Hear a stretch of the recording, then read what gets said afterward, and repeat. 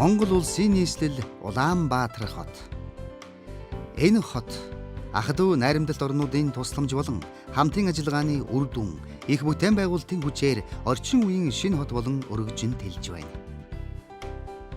Энэ хотын хөгжилд бүгд наримт хятадд улсын ард түмний оруулсан үнэлж баршгүй хувь нэмрийг бид онцолж байна. Энэ бол хоёр орны найрамдалт харилцааны шинэ үеийн 70 жилийн ололт билээ.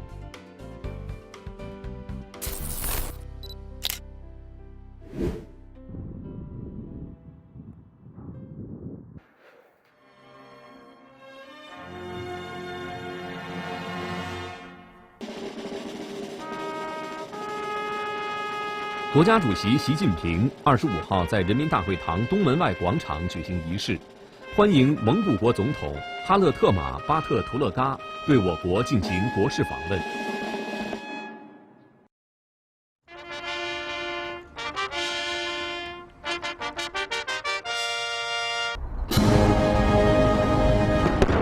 军乐团奏蒙中两国国歌，鸣礼炮21响。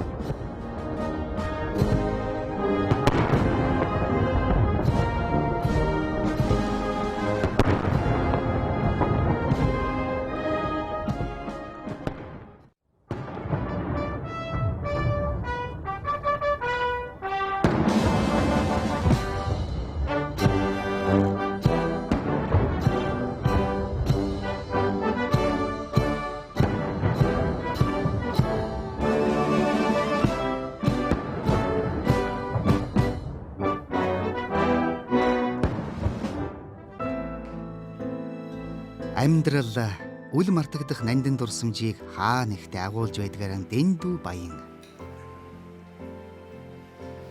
Бээжин хотын иргэн Ван Гуангшан Монгол улсын их бүтээн байгуулалтанд гар буй оролцож, эхнэр нь олон 10 хүүхдийг сургаж хүмүүжүүлж явжээ.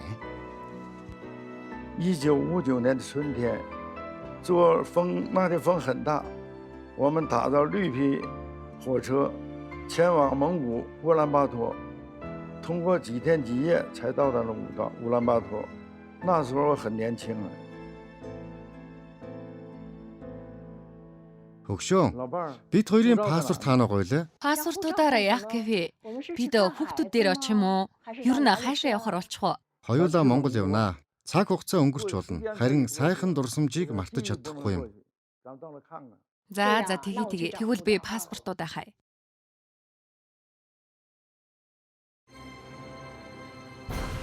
1949 оны 10 дугаар сарын 1-нд бүгд наримт хятадд улс байгуулагдаж, Мао Цзэдун бүгд наримт хятадд улсыг тунхагласан бол 1949 оны 10 сарын 6-нд бүгд наримт Монгол ард улсын ерөнхий сайд гадаад явдлын яамны сайд Човолсон харилцаа тогтоох хүсэлтэй байгаагаан бүгд наримт хятадд улсын ардын засгийн гадаад явдлын яамны сайд Жоо Энлай дэлгэж харилцан бие биенээ хүндэтгэн хүлээн зөвшөөрч элчин сайдын яамд байгуулагдаж Хоочны цайны их зам шинэ ирчмээр амьсгалж эхэлсэн билээ.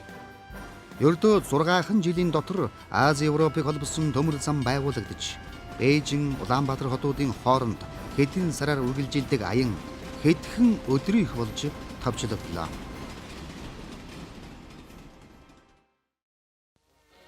毛泽东主席亲切地接待了蒙古人民共和国泽登巴尔总理。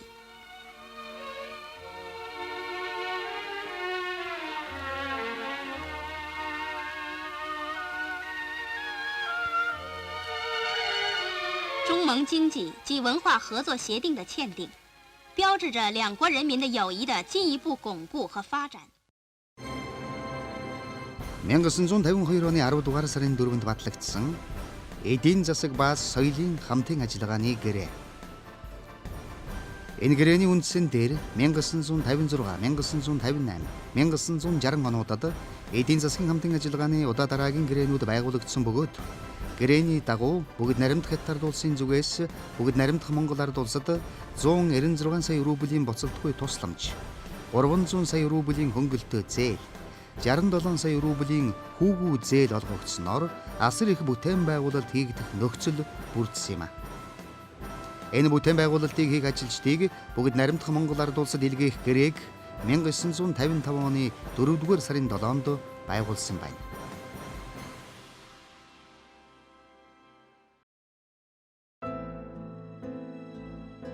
Гэгээн дурсамжийнхан аянд гарсан хөгшчүүл маань Эрен хотод ирлээ. Үйлсэн бүтэж, он жилүүдийн уртад бүдгэрч байсан дурсамжийн сэргээх болтугай. Бидний аялал сайхан эхэлж байна. Виз маань ийм хурдан болчихлоо шүү дээ. Бид хоёрыг хүндэтгэн угтаж авсан дүүнер минь сайн суцгааж байгаарэ. Бид Монгол хэдтийн ард түмний найрамдал нөхөрлийн нэгэн гүүр нь гэрчин шүү дээ. Удахгүй сайхан мэдээ дуулгах болно.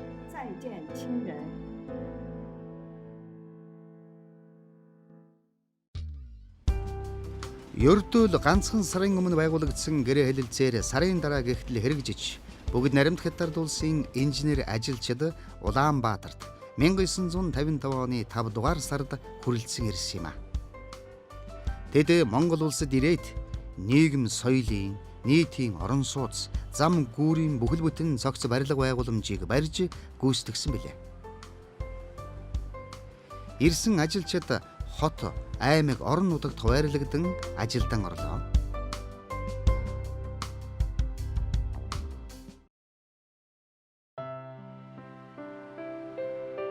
Манай хоёр замын үүдэд ирлээ. Тэдэнд ярьж хөөрөх, нэхэн дурсах, арвин түүх дурсамж байлгүй яах вэ?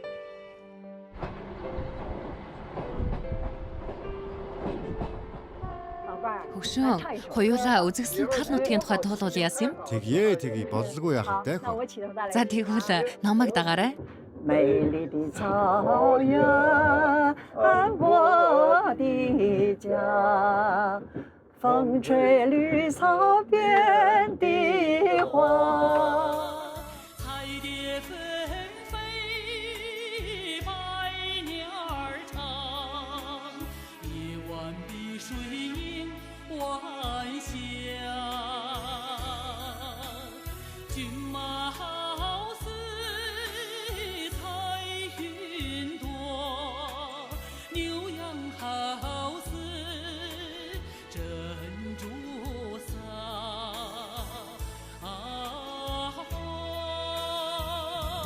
模样过了风声长。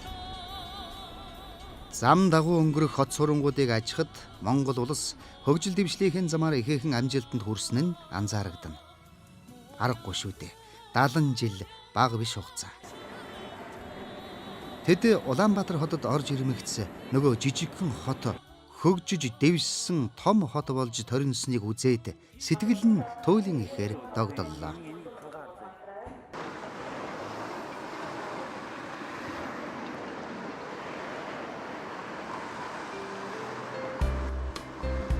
Эдгүүгээс 60 гаруй жилийн тэртээ 1958 онд Язад улсын техник хүн хүчний тусалцаатаагаар манай нийслэлд Ангитай авны гүүр ашиглалтанд орсон юм а. 20 орчим настай залуу хүн сурвалжлагч байлаа. Тухайн үеийн үйл явдлын зургийг авч байсан юм. Тэр үед бол Монгол хятадын найрамдал хөгжиж хятадын хүн хүчний тусалцаатаагаар Улаанбаатар хотод олон барилга байгууламж баригдаж эх оронд маань үнэхээр тусламж болж байсныг бид одоо санах юм а. Тэгээ энэ гүүр барилдсанаар манай Улаанбаатар хот техник хүн бүх юм явдаг болсон. Манай нам засгийн удирдагчид хятадын элчин сайд, зөвлөлтийн элчин сайд бүгд л одоо энэ нээлтэнд оролцож байсныг би санаж байна. Урд өмнө тийм том барилга байгууламж манад нэг баригдажсангүй. Тэгээ тэр ашиглалтанд ороод энэ гүүр чинь нүсэрх хүн тэр үед цуглаж одоо миний авсан зургийн дайрч тэр үеийн кино зургийн дайрч гэсэн одоо тэр гүүрийг ашиглалтанд оруулж ясан үеийн одоо түүх хадгалагдж үлдсэн байд. Хятадын барилгачдын барьсан ууган байгууламж нь энэ гүүр юм. Гүүр ашиглалтанд ормогдсон Улаанбаатар хотын захиргаа хуралдаж уг гүүрийг Ангитай авны гүүр хэмээн нэрлэх шийдвэр гаргасан нь гүүрийн ач холбогдлыг тодор илэрхийлдэг юм а.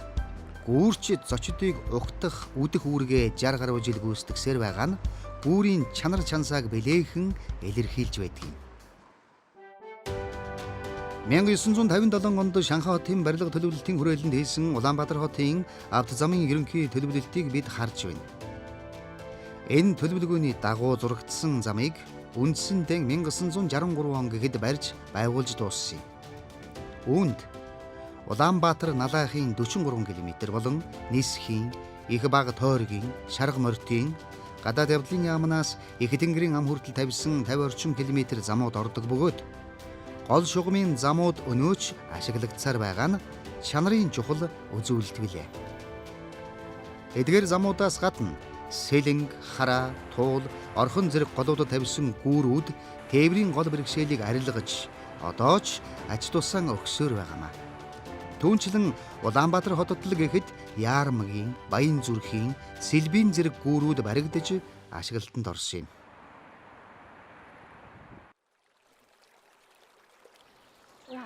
Яасан сайхан юм бэ? Хөгшөө. Миний санаж байгаагаар энэ харагдаж байгаа бургасны доор манай найз ус авахаар ирсэн юм. Гэнэт хөл алдаж усны хүчтэй урсгалд орчхоод даарч бэрэн хувцсгүй шахам жичирт суухт нь нэгэн монгол залуу туслаж дулаан хувцс өгсөн байдгийг. Тэр малчин залууг даш дэлгэр гэдэг байсан санагдаж байна. Өөрийнхөө дээлийг тайлж өгсөн хүн шүү дээ. Энэ түүхийг сонсож байсан юм байна. Тэр үед Монгол хятадын нөхөрлөл одоогийн шиг сайхан байсан. 1930-аад онд аж үйлдвэрийн комбинат байгуулагдаж түүхий эдээн боловсруулж эхэлсэн боловч өргөн хэрэглээний барааныхан ихэнхийг гаднаас авдаг хэвээрэл байлаа. Тэгвэл монголчуудыг энэ хүндрэлээс гаргах өндөр ач холбогдолтой гэрээг бүгд наримт хятад улстай байгуулснаар хятадын инженер ажилчдын хүчээр Сүхбаатар хотод шүдэнцний үйлдвэр, Налайх хотод шилний үйлдвэр, Улаанбаатар хотод шаазан ваарны болон нэхмэлийн үйлдвэр, тоосгоны комбинат, ногооны комбинат, хар хорин, жаргалант, борнуур, баян чандман, цагаануур, орхоны зэрэг сангийн аж ахуйнууд мөн орон нутагт байгуулагдсан жижиг дунд үйлдвэрүүдийг оруулан тооцвол бүгд наримт хятад ард улсын инженер ажилчид Монгол улсад 1000 орчим үйлдвэр аж ахуйн газрыг барьж байгуулсан билээ.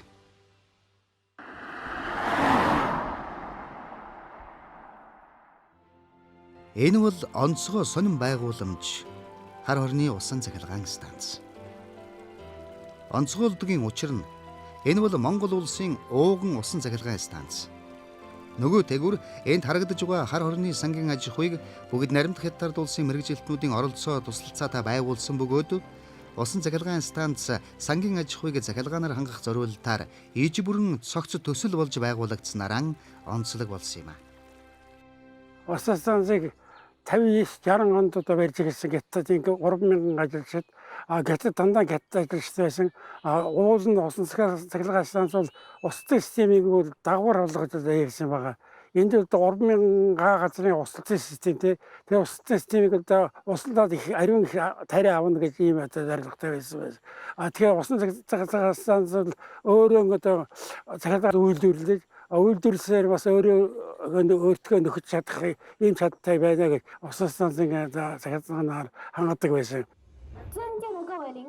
Энд хүрэлцэн ирсэн эрхэм хүндэт эцэг эхчүүд багш сургууль хүмүүжүүлэгч та бүхэндээ найрамдал сургуулийн хичээлийн шинжилгээний баярын мэндийг хүргье. Манай сургуулийг Монгол дахь Хятадын цагаач иргэдийн холбоо 1964 онд санаачлан байгуулсан. Тухайн үед Монгол дахь анхны хятад сургууль болж байгуулагдсан юм. Манай сургууль 55 жилийн түүхтэй. Энэ хугацаанд маш олон шилдэг төгсөгчдийг бэлтгэсэн. Ялангуяа Монгол хүүхдүүд. Тэд хятад Монгол хоёр улсын найрамдалд хувь нэмрээ оруулж байна. Өнөөдөр тэд өөр салбарт сайн ажиллаж, хоёр улсын найрамдлын элч болон ажиллаж байна.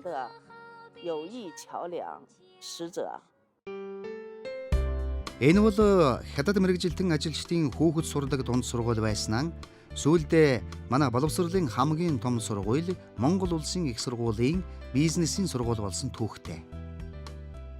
Энэ сургуулийг төгсөж гарсан олон мянган эрдэмтэн, доктор, улс төрчид өнөө цагт улс орондон удирдах ажил хийж яваа төдийгүй хойштож олон мянган мэргэжилтэн төгсөж гарах өндөр ач холбогдолтой сургууль юм а.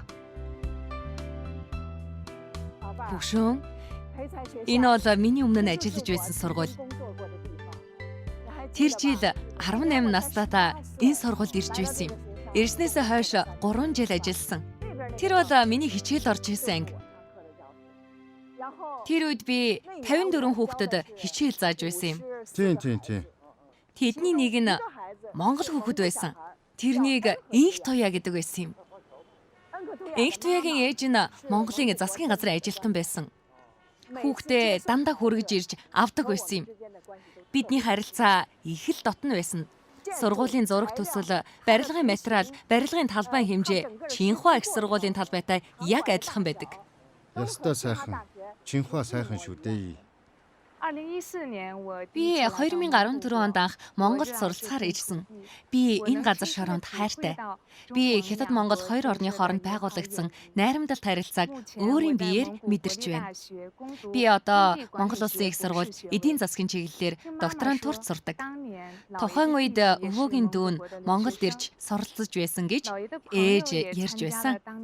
Өвөөгийн найз бас томоохон бүтээн байгуулалтын ажилд оролцож байсан. Одоо миний сурч байгаа сургуулийн барилга тухайн үед барьж байсан байгууламжийн нэг хэсэг нь. Би өвгөрөө их бахархдаг. Бид өвг дээдсийнхээ барьж байсан барилгад сурч, амьдарч, сэхэтэн судлаач болж байна. Өнгөрсөн зууны 50-аад он бол монголчуудын хотожиж эхэлсэн үе бөгөөд нийслэл Улаанбаатар хот 170 мянган хүн амтай болон тэлж байлаа. Төр засгаас ард иргэдээ орон сууцчлах бодлого тууштай баримталж анхны 40 мянган метр квадрат ашигтай талбай бүхий хорооллыг Монгол барилгачид барьж эхэлж байх үед бүгд наримдах хятад улсын барилгачид бүл нэмэн ирж хүчбэл сайтай болсноор 2 дахь 40 мянгад, 50 мянгад, 120 мянгад, 220 мянгад гэж нэрлэгдсэн хорооллуудыг хятад барилгачид барьж босгосон юм а. Товчхондон хятад барилгачид богинохон хугацаанд 430 мянган метр квадрат талбай бүхий орон сууцыг Улаанбаатар хотод барьсан бөгөөд эдгээр орон сууцнууд одоо ч ашиглагдсаар байна. Хөдөө аймаг сумдад ч олон мянган метр квадрат талбай бүхий орон сууцыг барьжээ. Эдгээр хорооллуудын нэг онцгой ач холбогдол нь Монгол иргэдийг ихэд соёлжуулж орчин үеийн хотчлтын их үүсвэр болсонд байдаг. Энд Монголын олон мянган эмч, багш, инженер, зохиолчид амьдран суусан хотын шинэ үеийн сэхэтнүүд билээ. За би нийслэл Улаанбаатар хотын унган иргэн. Миний хүүхэд нас 40-50 мянгатын энэ хороол дунд өнгөрсөн. Миний ээж аваа 40-50 мянгад анх галгууламтай бадрааж өөр хүүхэд биднийгээ төрүүлсэн. Төрүүлэхэд хүртэл тэр 2 дугаарт хөрөх биднээсийг өсгсөн тэр цэцэрлэг сургуулиуд энэ 40-50 мянгад оршин сууж ирсэн тэр байр байшингууд энэ болохоор ерөөсөө бүгд нь хятадын ард түмний буцалтгүй сайхан тийм тусламжаар тэр дайны хүнд хэцүү жилүүдийг ардаа үлдчихэд өнгөж өөрсдөө эдийн засганд босгох гэжсэн ядарсан ард түмэн байсан мөртлөө биднээсд ингэж хүнлэг сайхан сэтгэлээр энэ том хорооллуудыг барьж өгч нүүдэлчин сэтгэлээд байсан нүүдэлчин амьдралтай байсан монголчуудыг суурин иргэншлүүр татж оруулахад энэ их том түлхэж болсон байх гэж боддог би. Би одоо ч гэсэн нийслэл Улаанбаатар хотынхон төв болох 40-50 мянгадтай амьдарч үр хүүхдээ энд төрүүлж энд өсөж бойжуулж байгаа. Би их туйлын их баяртай байдаг.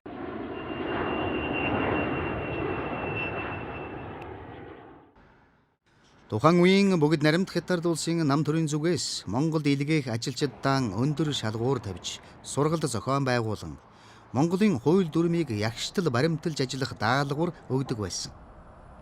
Тэрхүү шалгуурыг давч чадлагүй үлдэх сэдж бас байжээ. Харин мөнх жаргалгүй өндөр шалгуурыг давж Монгол улсад ирж орчуулагчаар ажилласан байна. Би уул нутаг бол Баянуурын хүн. 1936 он төрсөн хүн. Хулганд миний гол өвөргөө бол орчуулагч ажил. Хилмэрч 60 он 5 сарын 10-аар Монгол Улаанбаатар. Бээжин болоо Москвад явдаг галт хэрэг. Тэгээ Улаанбаатарт очоод Улаанбаатарын байдал ба тэр үед одоо бүтээн байгуул хийж байна. 60 оны 5 сарын ерөнхий сайд зөвлөө одоо очиж 200 хятад ажилчин угтаж. Өвөл болж болоод Баян чанд хятад ажилчин 200 хүн нутагдаа хайрлаа. За миний үүрэг бол одоо За энэ улсуудын паспорт одоо гал тэрнээ билетийг авнаа. Гайл дээр очиж одоо бас багсаг юм авч явна. Тэрийг одоо байцгаана. 92 оны 5 сард Улаанбаатар очив. Улаанбаатараас 540 мянган тэнтэрээс улсын ихэд дүүрээс баруун та замын хойтод 10-аад 6 давхар байлга байна. Би одоо чадад 4 жил гарыг болж Монголын даргаас 90 одоо ажилчин мануудад сүрхий байна.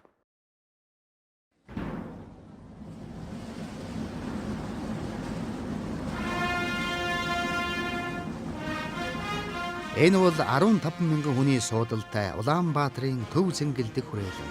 Энд спортын олон төрлийн тэмцээн хуралдаан болдгийн зэрэгцээ хамгийн том арга хэмжээ нь улсын их баяр наадам юм. Үндэсний бүх сур болоод шагаан харвааны улсын аварга шалгаруулах тэмцээнүүд явагддаг талбар энэ билээ. Энэ цэнгэл дэх хүрээлэнд ирэх гадаадын жуулчдын тоо жил ирэх тутам нэмэгдсээр байна.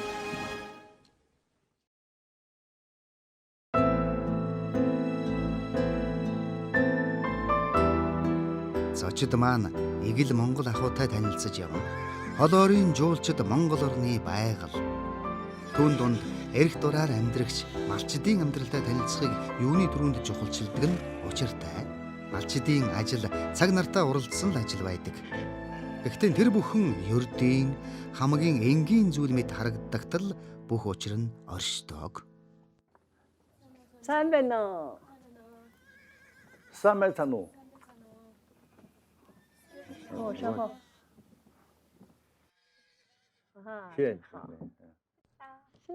Баярлалаа.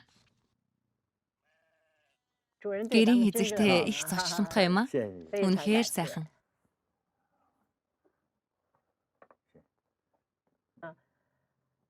(1961) онд Монгол ирснээс хойш энэ хайргийг уугаад 60 жил өнгөрсөн байна. Өмнө нь ууж байсан айргны амт яг л хэвээрээ байна шүү. Гэхдээ айргийг яаж хийдгийг мэддэггүй байсан юм. Харин өнөөдөр яаж хийдгийг нь мэдэж авлаа.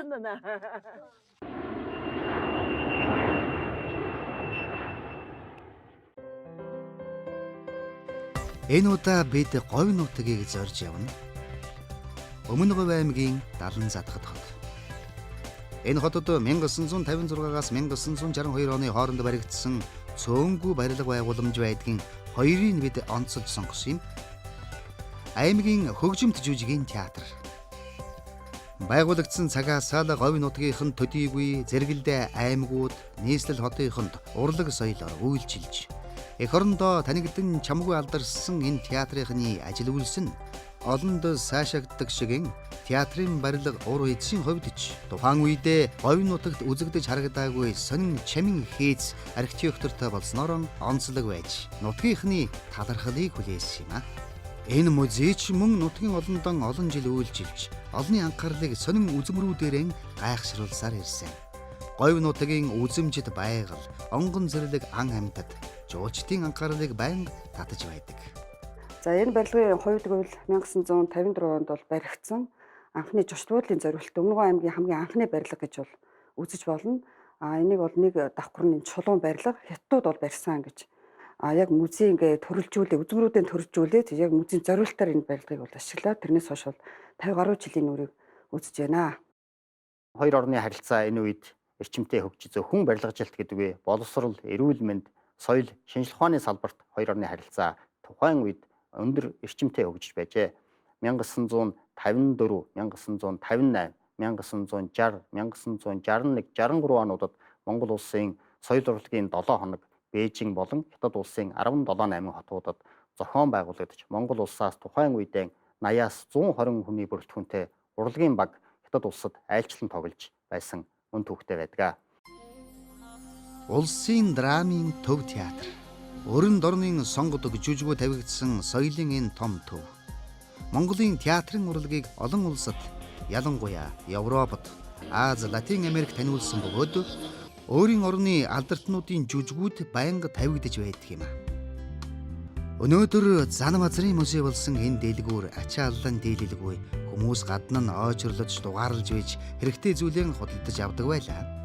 Чухам энэ үед өнөөгийн улсын их дэлгүүр ашиглалтанд орж хүмүүс цэвэр тохилог тухайн үетэйгээ хөл нийлсэн үйлчлэгээр ямар нэг төвөг чирэгдлэгүйгээр үйлчлүүлдэг болсон юм а. Том дэлгүүртэй болсон болохоор бараа таваарын хэмжээж нэмэгдэж хүмүүсийн худалдан авах чадвар ч өсч байлаа. Нэг үгээр энэ дэлгүүр монголчуудад жинхэнэ орчин үеийн худалдаа арилжааны соёл үйлчилгээг бүрэн утгаар нь ойлгуулж хэрэглүүлж сургасан түүхтэй. Бүгд их улсын барилгын аялалчид одноороо Монголд ийж олон янзын олон барилга дээр ажиллаж байсан. Тэрний нэг хэсэг нь одоо энэ хөдөө аж ахуйн дээд сургуулийн барилга дээр ажиллаж байсан юм аа. Их хатааштай би олон барилга дээр хамт ажилласан л да. Түүний хамгийн том барилга гэх юм одоо засгийн газрын ордон байна. Засгийн газрын анхны өгөгдгийг бол одоо хотын барилга тэрээс буюу одоо хятад ажилчдаар одоо баяруулж хийсэн юм түүхтэй. Тухайн үед биднээс одоо туслах ажилчин одоо шавар шохоо зурах, шаврын зөөж, төвөгийн зөөж, хожир булангаас хийсэж ийм ажлууд хийжсэн. Миний ажиллаж байгаа үед энэ барилгын ажил бол дандаа гар баригдж байсан. Тэгтвэл жижигхэн 13-4 настай жижигхэн хүүхэд байсан. Хятадчд бол үнэхээр энд бол жинхэнэ ажлыг бол сайн хийх хүмүүс үедээ ирнэ. Ажлынхаа сайхан яас вэрдэг жинхэнэ ажлын одоо хүмүүс байсан юм билээ. Бид хоёр энэ гудамжаар мөн ч их алхсан да. Одоо ч их өөрчлөгдөжээ. Тэр үед засгийн газрын ордны өргөтгөл дээр 50 орчим ажилчид байсан. Нэг өдөр би цахилгааны монтаж хийгээд 2 давхарт явж байтал нэг хүн ирээд сайн байна уу? Ажил сайн уу гэж их л илгэсэг дотн асуулаа. Би монголоор тийм ээ. Ажил сайн байна гэж хариулсан юм. Тэр үед том дарга нарыг сайн таньдаггүй байсан ч гэсэн тэр хүн Цэдэн бал дарга байлаа. Үнэхээр Цэдэн бал дарга өөрөө асуусан гэж юу? Тэгэлгүй яг уу. Бүр 2 удаа уулзсан.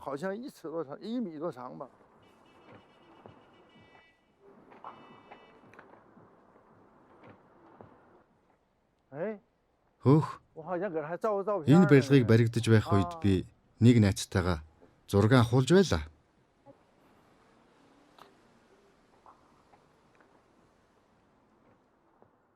(1955-аас 1965 оны хооронд өрнөсөн энэ их бүтээн байгуулалт эрүүл мэндийн салбарт ч гэсэн жинтэй хоньмор оруулж ирсэн бөгөөд Улаанбаатар хотод эрүүл мэндийн маш олон барилга байгууламжууд баригдсан байдаг. 1961 оноос өдүүгээ 2019 оны хугацаанд 12,000 орчим оюутан сурагчид Хятад улсын ихтэй сургуулиуд суралцсан ирж улс орныхоо бүтээн байгуулалт Монгол улсын хөгжил цэцгэлтэнд хоньмор оруулсан байдаг юм а.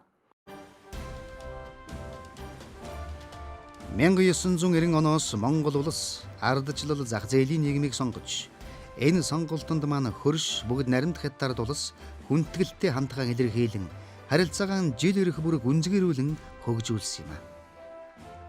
Сүүлийн жилүүдэд манай хоёр орны харилцаа эдийн засаг, улс төр, соёлын бүхэл салбарыг хамран хөгжиж байна.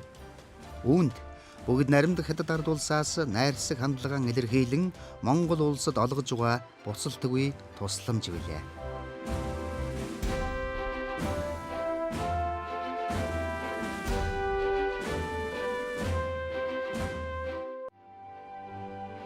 Энэ бол буцалтгүй тусламжаар байгуулагдсан хөгжлийн бэрхшээлтэй хүүхдийн хөгжлийн ордон.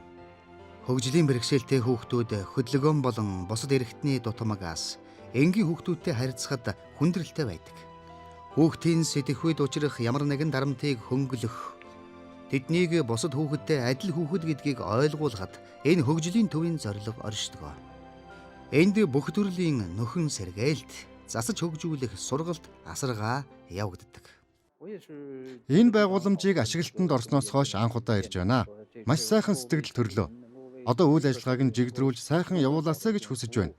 Хятад улсын төрийн удирдлагч Жон Лайн залгамжлагчид болон гэр бүлийн зүгээс энэ сангийн үйл ажиллагааг энэ байгууллагын хөгжлийг бүх талаар дэмжин хамтран ажиллах болно. Монголын уудам нутагт байгаа сонсголын бэрхшээлтэй иргэд өөрийн нутгийнхаа байгалийн үзмжийг харж найрамдлын дуу хоолойг сонсоосой гэж хүсэж байна.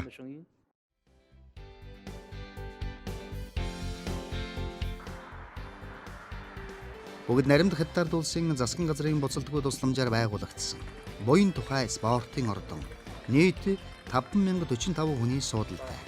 Монгол улсын хэмжээнд байгаа хамгийн том битүү дээвэртэй спортын зохиц байгууламж билээ.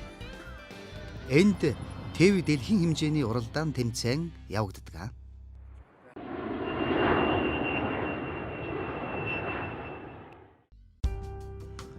Монгол улсын баруун хязгаар Говьолтой аймагт Тайшрын усан цахилгаан станцыг 2008 онд барьж ашиглалтанд оруулснаар баруун 2 аймгийн хэд хэдэн сумд үн хямд цахилгаанаар хангаглалаа. Голын усыг хуримтлуулж байгуулсан ГГ нуур бий болсноор орчин тон чийгшил бий болгож хуурай шилтийг зөөлрүүлв. ГГ нуур нь өнөөдөр сансраас харагддаг цэнгэг уст том нуур болсон бөгөөд өдөгөө тус нуураас шугам татаж Алтай хотын иргэдийг цэвэр усаар хангах ажил эд хийгдэж байна.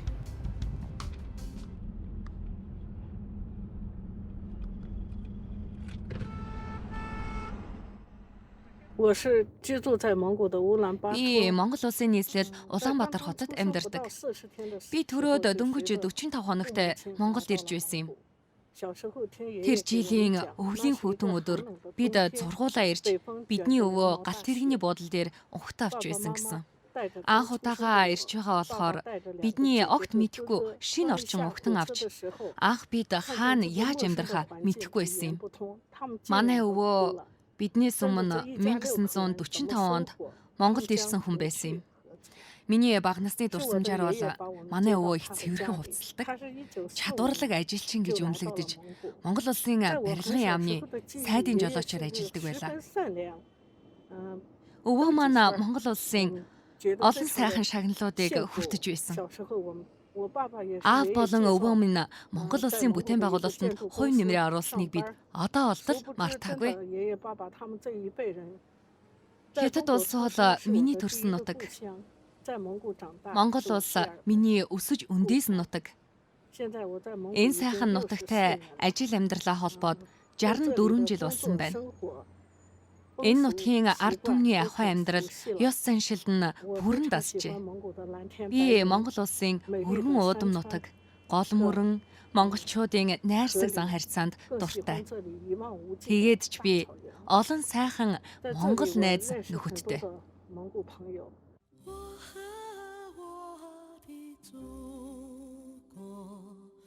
Ван хатагтай хятад орон төрж Монгол оронд өссөн. Зөөрлөвөл хятад зүрхтэй Монгол сэтгэлтэй хүн. Бизнес хийдэг энэ хүний 90 хоноос хойш бий болсон эдийн засгийн эрхчлөө дэлхийдээ холбогдох боломжийг өгсөн билээ. Сүүлийн 20 гаруй жилийн амьдрал нь энэ хатагтайг аян замын хүн болгож хувиргажээ. Энэ удаа тэрээр Нью-Йорк хотод болох бизнес эрхлэгчдийн чуулга уулзалтанд оролцох, түншүүдтэйгээ дараа жилийнхэн ажлыг төлөвлөх зорилгоор 16 цаг үргэлжлэх алсын аялалдаан шуударсан юм. Сайн яваад зорьсон ажлаа бүтээгээд ирээрээ.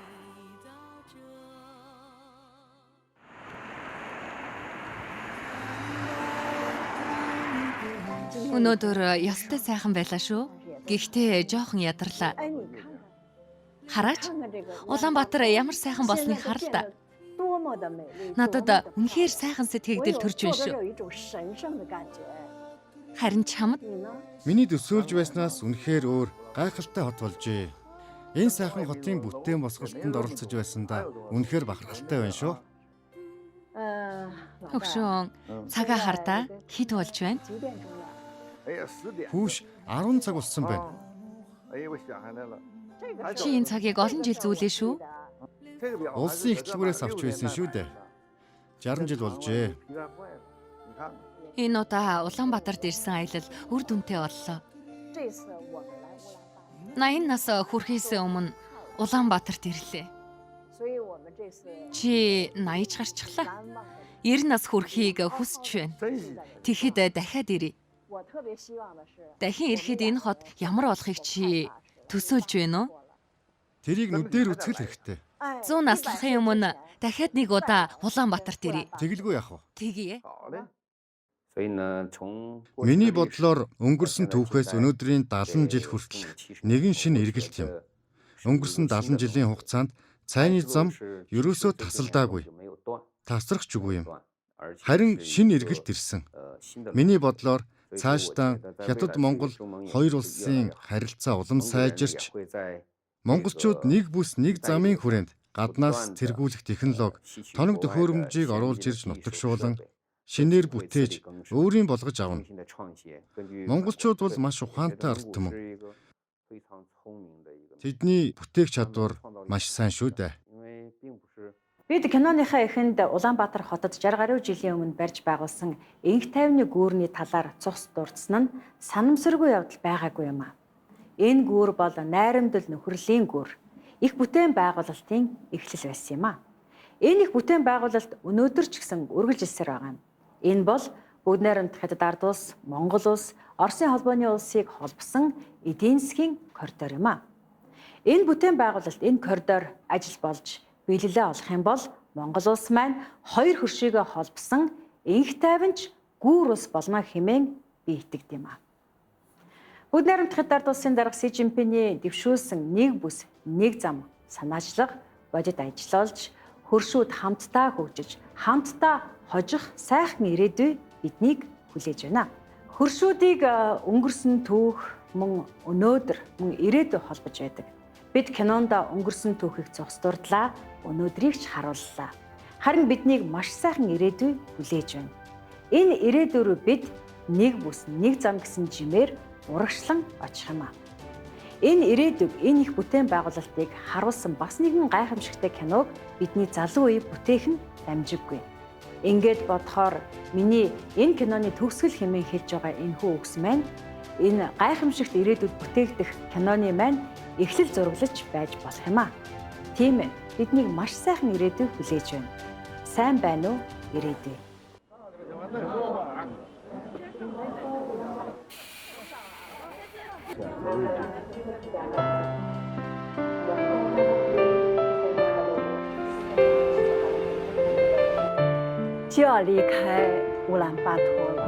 Ингээд Улаанбаатараас явх болчихлоо.